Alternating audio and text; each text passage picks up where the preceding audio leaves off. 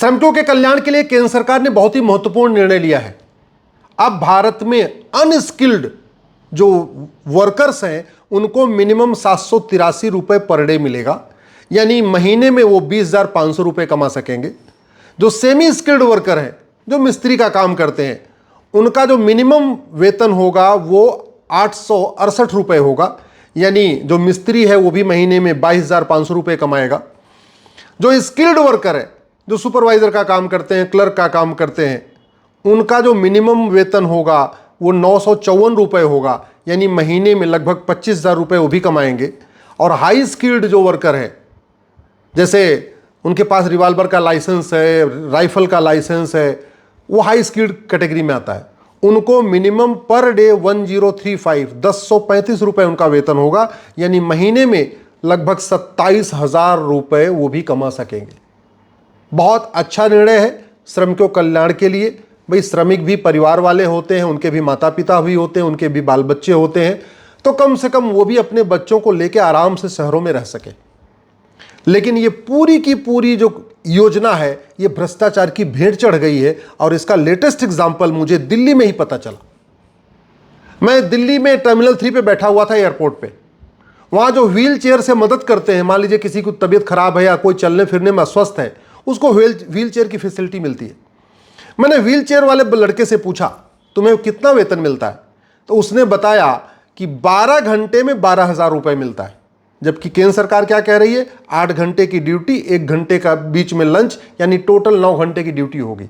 9 घंटे में उनको पर डे कम से कम कितना मिलना चाहिए, 783 रुपए पर डे मिलना चाहिए। महीने में कितना मिलना चाहिए, 20,500 रुपए मिलना चाहिए। और 12 घंटे में मिल कितना रहा है, 12,000। यानी अगर उसको 8 घंटे की जोड़िए तो 8 घंटे के तरीके से उसको 8,000 10,000 रुपए हुआ। यह हो रहा है देश की राजधानी दिल्ली में इंदिरा गांधी इंटरनेशनल एयरपोर्ट के ऊपर। और उसने एक और नई बात बताई। उसने बताया कि जो कॉन्ट्रैक्टर है, जो उसने ठेकेदार है, उसने सारे लेबरों से 25-25 हजार रुपए एडवांस ले लिया है। अब आप सोचिए, और कंपनी का नाम है उसका एविया एक्सपर्ट, AVIA, एविया एक्सपर्ट, EXPERT। किसको लेबर सप्लाई करती है, यह सप्लाई करती है लेबर एयर इंडिया को। एयर इंडिया जो पहले कुछ दिन पहले तक गवर्नमेंट की कंपनी थी, अब तो चलो इसको टाटा ने ले लिया। तो टाटा एयरलाइन द्वारा संचालित एयर इंडिया में मजदूरों को सप्लाई करने वाली एविया एक्सपर्ट कंपनी जो मजदूरों को भर्ती करती है, उनसे 25-25 हजार रुपए का ड्राफ्ट ले चुकी है। और ड्राफ्ट के बाद उनसे एफिडेविट भी ली है कि यह भी लिखो हमने किसी कुछ पैसा नहीं दिया है। यह हो रहा है भारत की राजधानी दिल्ली में।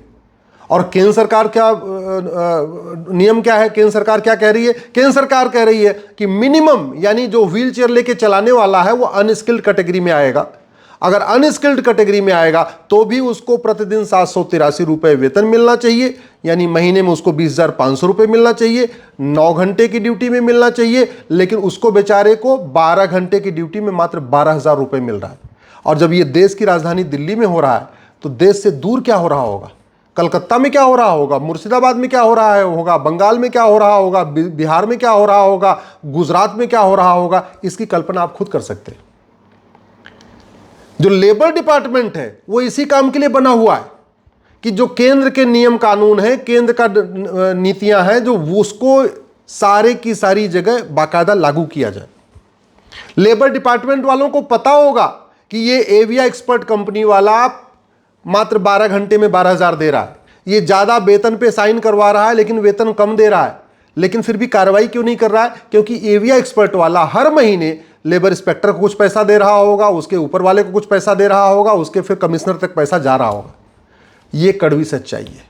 भ्रष्टाचार से सब परेशान है। और ये जो एविया एक्सपर्ट लेबर सप्लाई करती, मैंने पूछा कितने लोग हैं, उसने बताया लगभग 600 लोग एयर इंडिया में काम करते हैं। 600 लोग एविया एक्सपर्ट के द्वारा दिए गए। और सब किसी को भी मिनिमम वेज नहीं मिलता है जो केंद्र सरकार ने कहा है, जबकि कागज पे मिनिमम वेज दिखाया जाता है। कागज पर अगर मिनिमम वेज नहीं दिखाएंगे तो उनका लाइसेंस कैंसिल हो जाएगा, उनको कॉन्ट्रैक्ट नहीं मिलेगा। तो कॉन्ट्रैक्ट पे मिनिमम वेज दिखाते हैं लेकिन देते नहीं है। क्यों? क्योंकि लेबर डिपार्टमेंट की मिली भगत है। भ्रष्टाचार से सब परेशान है, लेकिन संसद में इसके खिलाफ आवाज ही नहीं उठती है। घूसखोरी, कमीशनखोरी, जमाखोरी, मिलावटखोरी, कालाबाजारी से सब परेशान है। हिंदू भी परेशान है, मुस्लिम भी परेशान है, पारसी भी परेशान है, ईसाई भी परेशान है, बौद्ध भी परेशान है, जैन भी परेशान है, बहाई भी परेशान है, यहूदी भी परेशान है। लेकिन संसद में तू मैं आरोप प्रत्यारोप, नूरा कुश्ती, बतौलेबाजी होती है, लेकिन भ्रष्टाचार को कैसे रोका जाए इस पर गंभीरता के साथ चर्चा नहीं होती। ये जो नशा तस्करी है, मानव तस्करी है, सोना तस्करी है, इससे सब परेशान है। ब्राह्मण भी परेशान है, क्षत्रिय भी परेशान है, वैश्य भी परेशान है, दलित भी परेशान है, अगड़े भी परेशान है, पिछड़े भी परेशान है।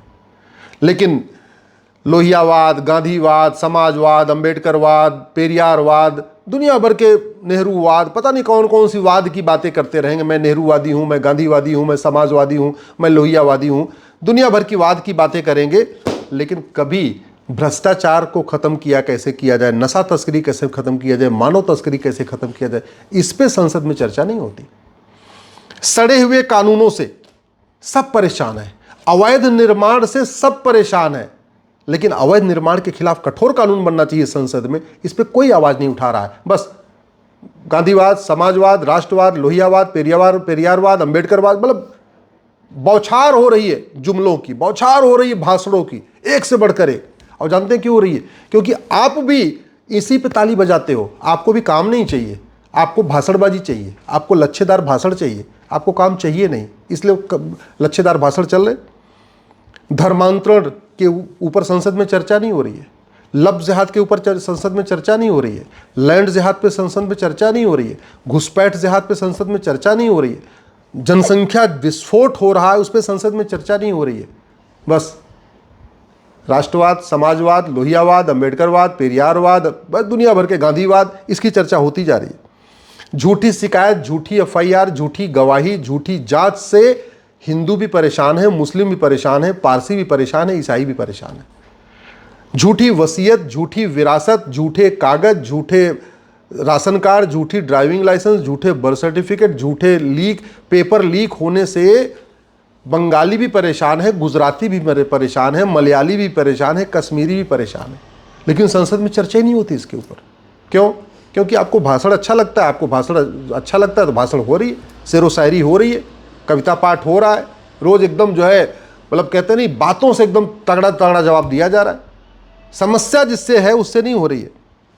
फर्जी ड्राइविंग लाइसेंस बन रहे, बिना किसी ट्रेनिंग के ड्राइविंग लाइसेंस बन जाते हैं, और वो लड़का गाड़ी लेके निकलता है, कितने लोगों को मार देता है। रोड एक्सीडेंट से कितने लोगों के माँ बाप खत्म हो गए, कितने लोगों का सुहाग उजड़ गया, कितने बच्चे अनाथ हो गए।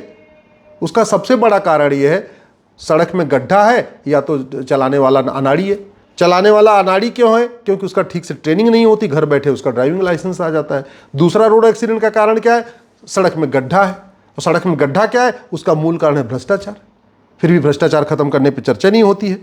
सरकारी हॉस्पिटल बदहाल हैं, सरकारी स्कूल बदहाल हैं, सरकारी डिपार्टमेंट बदहाल है, नगर निगम भ्रष्टाचार का अड्डा बना हुआ है, थाना भ्रष्टाचार का अड्डा बना हुआ है, तहसील भ्रष्टाचार का अड्डा बना हुआ है, पेशकार भी लूट रहा है, हवलदार भी लूट रहा है, थानेदार भी लूट रहा है, तहसीलदार भी लूट रहा है, खुलेआम। इस पे संसद में चर्चा नहीं हो रही है। बस गांधीवाद, नेहरूवाद, लोहियावाद, पेरियारवाद, मार्क्सवाद, लेनिनवाद, समाजवाद, भगवान जाने कौन कौन से, एक से बढ़कर एक जुमले। क्यों? क्योंकि आप आवाज नहीं उठाते। आपको ये जुमले पसंद है तो जुमले दिए जा रहे। जहरीले आटा मिल रहा है, सब्जी में मिलावट हो रही है, दूध में मिलावट हो रही है, पनीर में मिलावट हो रही है, मिठाई में मिलावट हो रही है। अरे बाकी तो छोड़ो, भगवान के पूजा पाठ की सामग्री भी शुद्ध नहीं है। कपूर नकली, धूप बत्ती नकली, हवन सामग्री नकली, घी नकली, शहद नकली। इंसान तो छोड़ो, भगवान से भी नहीं डर रहे हैं। क्यों? क्योंकि कानून घटिया है। इन कानूनों को बदलने पर संसद में चर्चा ही नहीं हो रही है। इसलिए मेरा आप लोगों से निवेदन है, इसके खिलाफ तो आम जनता को ही आवाज उठाना पड़ेगा। आपको बोलना पड़ेगा, लिखना शुरू करिए, बोलना शुरू करिए। फेसबुक पे लिखिए, ट्विटर पे लिखिए, इंस्टाग्राम पे लिखिए, व्हाट्सएप पे लिखिए, अपने सांसद विधायक से मिल के बोलिए ये क्या हो रहा है भैया, जो असली मुद्दे इन पे चर्चा क्यों नहीं कर रहे? कब तक ये बतौलेबाजी चलेगी? कब तक ये तू मैं चलेगा? कब तक ये आरोप प्रत्यारोप चलेगा? कब तक नूरा कुश्ती चलेगी? सब परेशान हैं घटिया कानूनों से। मजदूर भी परेशान है, किसान भी परेशान है, अगड़े भी परेशान है, पिछड़े भी परेशान है, हिंदू भी परेशान है, मुस्लिम भी परेशान है, पारसी भी परेशान है, यहूदी भी परेशान है, जैन भी परेशान है, बौद्ध भी परेशान है, गुजराती भी परेशान है, बंगाली भी परेशान है। और घटिया कानूनों को बदलने में कोई लागत नहीं आएगी, 1 पैसे की लागत नहीं आएगी, फ्री में सब बन जाएगा। मैं कह रहा हूं 1 साल के अंदर भ्रष्टाचार खत्म होगा और सब ये जो मिनिमम वेज है ना, ये कमीशन खोरी बंद हो जाएगी, ये जो पैसा ज़्यादा दिखा के आधा वेतन दिया है सब बंद हो जाएगा। लेकिन उसके लिए नियम कानून बदलना पड़ेगा, 100 रुपये से बड़ी नोट बंद करना पड़ेगा, 5000 रुपये से महंगे सामान का कैश लेन देन बंद करना पड़ेगा, प्रॉपर्टी को आधार से लिंक करना पड़ेगा, भ्रष्टाचारियों की 100% संपत्ति जब्त करने, नागरिकता खत्म करने, आजीवन कारावास देने के लिए कानून बनाना पड़ेगा, तब ये होगा। नहीं तो प्रधानमंत्री जी ने तो इतना बढ़िया वेतन बढ़ा दिया और वेतन बढ़ भी गया कागज़ पे, लेकिन मिल नहीं रहा है। क्यों? क्योंकि बीच में बिचौलिए खा रहे हैं, लेबर इंस्पेक्टर खा रहा है, लेबर कमिश्नर खा रहा है, बीच वाले बैठ के खा रहे हैं। कागज़ पे बिल, कागज़ पे दिख रहा है कि प्रधानमंत्री जी ने कहा कि भाई अनस्किल्ड को, मजदूर को भी 20,000 साढ़े 20,000 मिलना चाहिए, और कागज़ पे दिखा रहे हैं मिल रहा है। और ये मैंने आपको एग्जाम्पल संसद से 10 किलोमीटर दूर की इंदिरा गांधी एयरपोर्ट का दिया है। अब आप कल्पना कर लीजिए कि कच्छ में क्या हो रहा होगा, कामरूप में क्या हो रहा होगा, मुर्शिदाबाद में क्या हो रहा होगा, केरल में क्या हो रहा होगा, बंगाल बिहार में क्या हो रहा होगा, इसकी कल्पना आप खुद कर लीजिए।